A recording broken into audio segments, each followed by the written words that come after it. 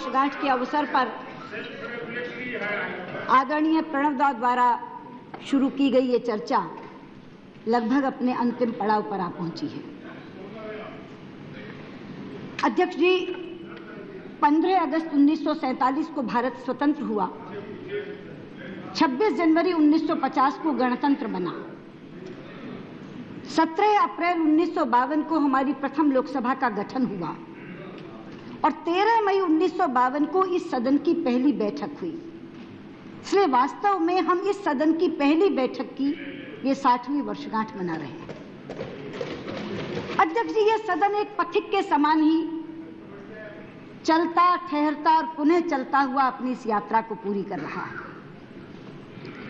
आप साक्षी हैं, बहुत बार चलते चलते ये सदन उलझ जाता है और कई बार उलझकर ठहर भी जाता है, लेकिन इतनी आंतरिक ताकत है इस सदन में कि कुछ देर या कुछ दिन रुककर ये सुलझता जरूर है और सुलझकर पुनः चलता है।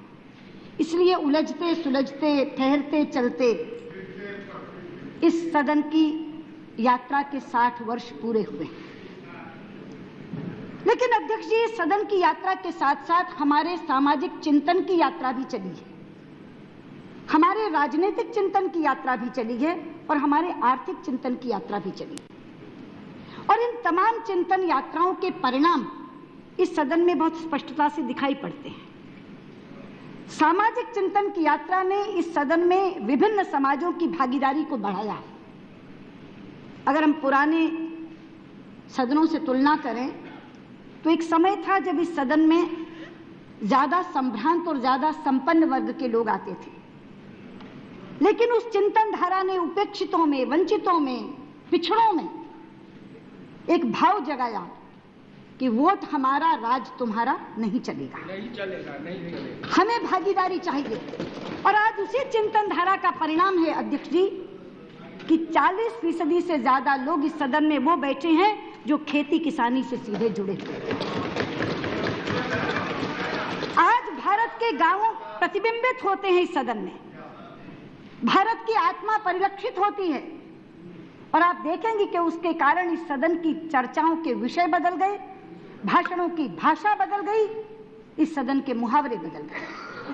आज इस सदन में रामायण की चौपाइयां पढ़कर, कबीर और रहीम के दोहे पढ़कर अपनी बात को पुष्ट किया जाता है।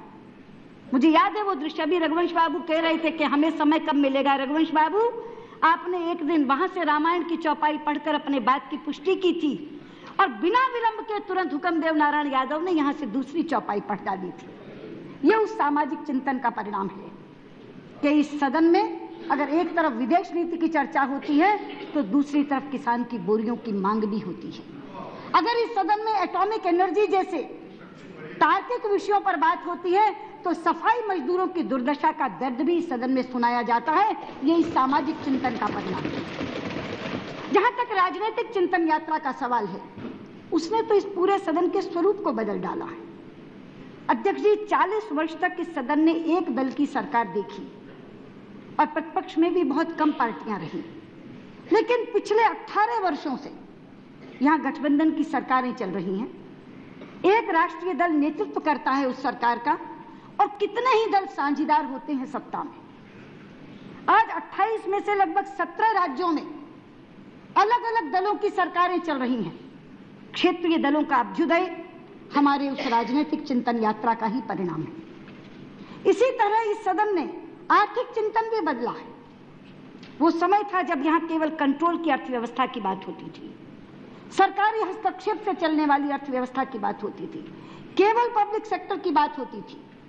आज यहाँ चर्चाएं होती है तो पब्लिक प्राइवेट पार्टिसिपेशन की बात भी होती है, यहाँ मुक्त बाजार की बात होती है, विश्व व्यापार संगठन की बात होती है, खुदरा व्यापार में विदेशी पूंजी निवेश की चर्चा होती है।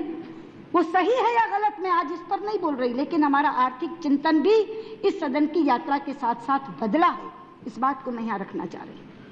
अध्यक्ष जी, इस सदन की यात्रा के साथ साथ मीडिया की विकास यात्रा भी बढ़ी है। एक समय था केवल समाचार पत्रों के माध्यम से लोग अपने सांसद को जानते थे। हर प्रमुख अखबार का 2 पृष्ठ बढ़ जाता था जब संसद का सत्र चलता था और उस पृष्ठ का नाम होता था संसद में आज। जो भी उल्लेखनीय भाषण थे वो उसमें छपते थे, उससे लोग जानते थे अपने सांसदों के बारे में। फिर दूरदर्शन आया, कुछ उल्लेखनीय भाषण उसमें दिखाए जाने लगे, और फिर विभिन्न चैनलों के माध्यम से होती हुई मीडिया की विकास यात्रा आज यहाँ आ पहुंची कि दोनों सदनों के अपने निजी चैनल हैं। लोकसभा टीवी, राज्यसभा टीवी जो कार्यवाही का सीधा प्रसारण करते हैं। गांव और देहात में लोग चिपटे रहते हैं और देखते हैं कि उनके सांसद वहां क्या बोलते हैं, उनके दर्द को वहां किस तरह से जुबान देने का काम करते हैं। लेकिन मुझे एक बात का अफसोस है, एक चीज है जो नहीं बदली, और वो है महिलाओं का प्रतिनिधित्व इस सदन में। आपने एक आंकड़ा रखा सुबह 21 और 60 का, वो अपनी जगह सही है, मगर ये भी सही है अध्यक्ष जी कि पुराने 60 वर्षों में 10-11% से ज्यादा महिला प्रतिनिधित्व नहीं बढ़ा। 8%, 9%, 10%, और इस बार महज 11%। इसी सदन ने 73वां 74वां संशोधन पारित करके पंचायतों में, नगर पालिकाओं में, नगर निगमों में 33% का आरक्षण महिलाओं को दिया, लेकिन हम अभी तक विधानसभा और संसद में वो नहीं दे पाए। ये एक असंतुलन है। एक असंतुलन को तो 15वीं लोकसभा ने खत्म किया है। आपसे पहले 14 अध्यक्षों में से कभी कोई महिला अध्यक्ष इस पीठ पर सुशोभित नहीं हुई थी। 15वीं लोकसभा ने इस कमी को पूरा किया और आप एक महिला अध्यक्ष के रूप में इस पीठ को सुशोभित कर रही हैं। लेकिन मुझे आशा है कि शायद यही 15वीं लोकसभा महिला प्रतिनिधित्व के असंतुलन को भी खत्म करेगी। इस आशा को मैं आज यहाँ प्रकट करना चाहती हूँ। अध्यक्ष जी, इसके साथ साथ अध्यक्ष जी, अध्यक्ष वो ठीक है, महिला नेता प्रतिपक्ष पहले भी महिलाएं रही हैं, नेता प्रतिपक्ष पहले भी महिलाएं रही हैं। श्रीमती सोनिया गांधी बहुत साल इधर बैठी हैं इसी सीट पर, श्रीमती इंदिरा गांधी भी नेता प्रतिपक्ष रही। अध्यक्ष जी, इसके साथ अब मैं जिक्र करना चाहूंगी इस सदन की परिपक्वता का।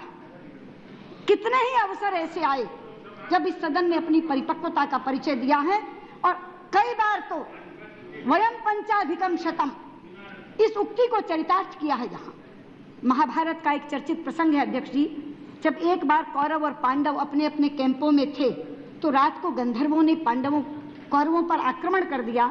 तो भीम धर्मराज युधिष्ठिर के पास पहुंचे और उन्होंने कहा कि आज तो गंधर्वों ने कौरवों पर आक्रमण कर दिया, ये आज रात को खत्म हो जाएंगे।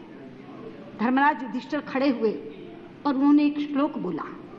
उन्होंने कहा, परस्परे विरोधे तु वयम पंचच ते शतम परहि परिभवे प्राप्ते वयम पंचाधिकम शतम। इसका अर्थ है जब हम आपस में लड़ते हैं तो हम 5 होते हैं, वो 100 होते हैं, मगर जब बाहर का कोई आक्रमण करता है तो हम 105 होते हैं। और आज सुबह अपने प्रारंभिक उद्बोधन में जो आपने 3 जिक्र किए, 62 का, 71 का, 75 का, वो अवसर थे जब इस सदन में पक्ष और प्रतिपक्ष की दीवार ढह गई और ये सदन केवल एक देश के रूप में खड़ा हो गया। एक दूसरा प्रसंग आया जो चुनौती भरा प्रसंग था, जब हमारे अपने साथी 11 साथी प्रश्न पूछने के बदले पैसा लेने के लिए एक स्टिंग ऑपरेशन में पकड़े गए। क्रिमिनल जूरिस्प्रूडेंस का तकाजा था कि बिना ट्रायल के उन्हें सजा नहीं दी जाती, लेकिन हम तकनीकियों में नहीं गए। हमने कहा कि देश की आस्था इस सदन में बनी रहे, इसलिए तकनीकियों में न जाकर इनका निष्कासन करो, और इस सदन ने निष्कासन करके इस देश में आस्था को बरकरार रखा। इस सदन को, वो इस सदन की परिपक्वता है। और इससे भी बड़ी इस लोकतंत्र की परिपक्वता का उदाहरण मैं देना चाहूंगी। अध्यक्ष जी, हमें गर्व है आज तक इस सदन में सत्ता का हस्तांतरण कभी गोली या बंदूक से नहीं हुआ, हमेशा वोट से हुआ। मैं साक्षी हूं उस दृश्य की जब 1 वोट से सरकार गिरी थी यहाँ, लेकिन लोकसभा भंग करके हम चुनाव में गए थे और नया जनादेश लेकर यहाँ वापस आए थे, लेकिन कोई तिकड़म से हम लोगों ने सरकार जुटाने का बात नहीं की थी। हम ऐसे जगह पर रहते हैं जहां पड़ोस में भूतपूर्व प्रधानमंत्रियों को देश निकाले दिए गए, फांसी पर लटकाया गया, नजरबंद करके रखा गया, लेकिन आज भारत कह सकता है कि हमारा मतदाता केवल वोट से सरकार बदलता है, कभी भी इस तरह की चीजों की तरफ नहीं जाता। लेकिन मुझे दुख होता है कि विश्व के इतने निचले पायदानों पर खड़े होने के बावजूद मानवीय मानदंडों पर, शिक्षा में, स्वास्थ्य में हम निचले पायदान पर खड़े हैं। गरीबी, कुपोषण हमारी समस्या है, लेकिन अगर एक चीज जिसके कारण भारत विश्व में सर ऊंचा करके खड़ा है वो भारतीय लोकतंत्र है।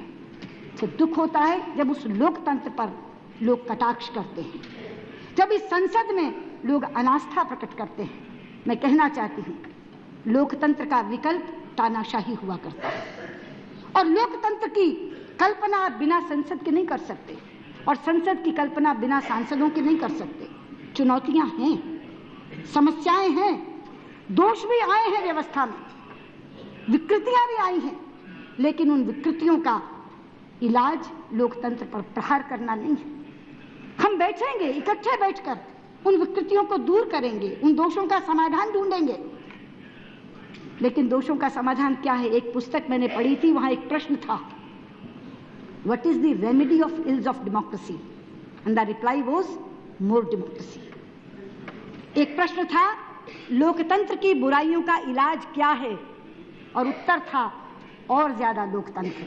आज भारतीय संसद के इस 60वीं वर्षगांठ के अवसर पर मैं इसी नोट पर अपनी बात को समाप्त करना चाहूंगी कि हम और लोकतांत्रिक प्रक्रिया का इस्तेमाल करते हुए अपने लोकतंत्र की बुराइयों का समाधान करें, लोकतंत्र पर प्रहार करके कोई आत्मघाती कदम न उठाएं। बहुत बहुत धन्यवाद।